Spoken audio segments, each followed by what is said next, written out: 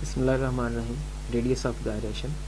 Radius of gyration specify the distribution of the element of the body around the axis in terms of the mass, moment of inertia.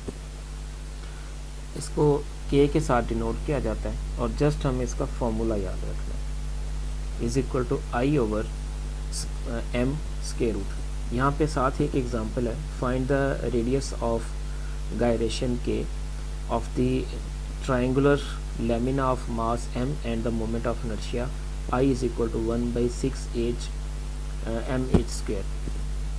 तो ये हमारे पास formula है इसका, इसमें just value apply करेंगे और simplify कर देंगे।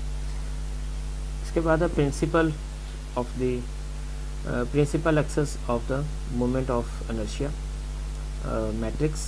तो इससे नेक्स्ट है introduction to the dynamics of a system of particles.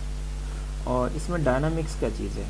Dynamics mechanics के एक ब्रांच है जिसके अंदर हम फोर्सेस का रिलेशनशिप मालूम करते हैं, which deals with the force and relationship fundamentally to the motion but some time also to be equilibrium of the bodies. इस चीज़ को पहले मैं बताता हूँ।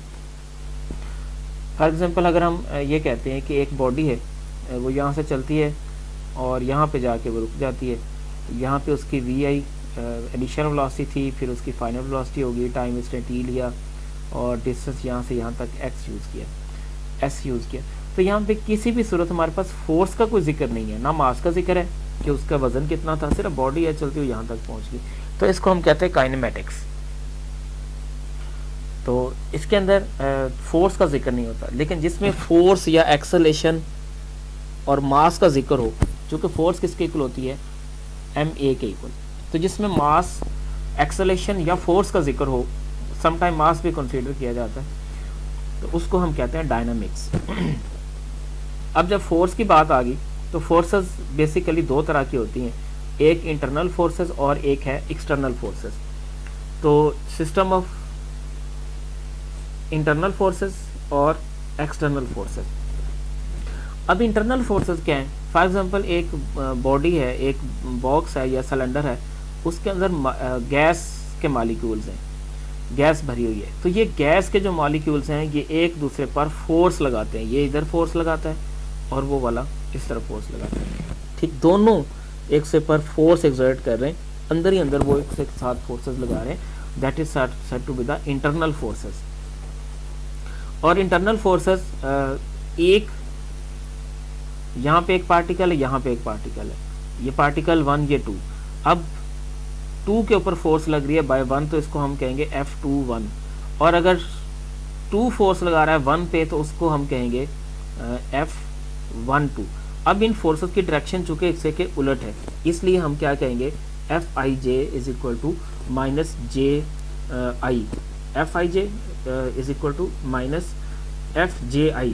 फोर्सेस इक्वल होगी लेकिन ऑपोजिट डायरेक्शन में होगी।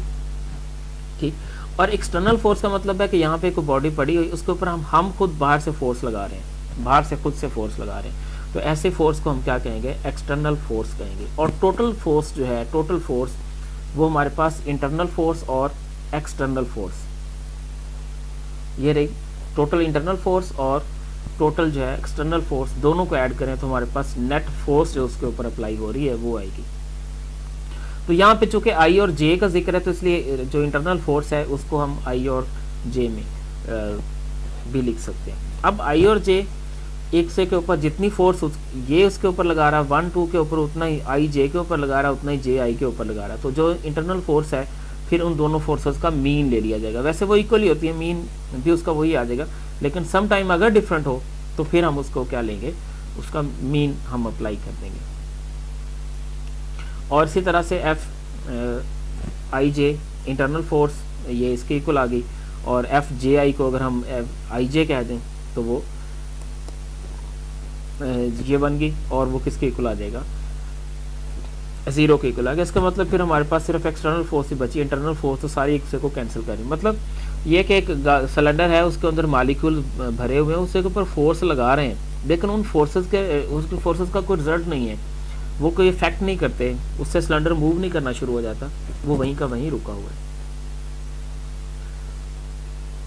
तो इसी तरह से acceleration of centre of mass है, और उसी तरह से ये सारी चीज़ें जो यहाँ पर एम वी मोमेंट, इससे पहले हमने पढ़ा था कि जो मोमेंटम है वो रेट ऑफ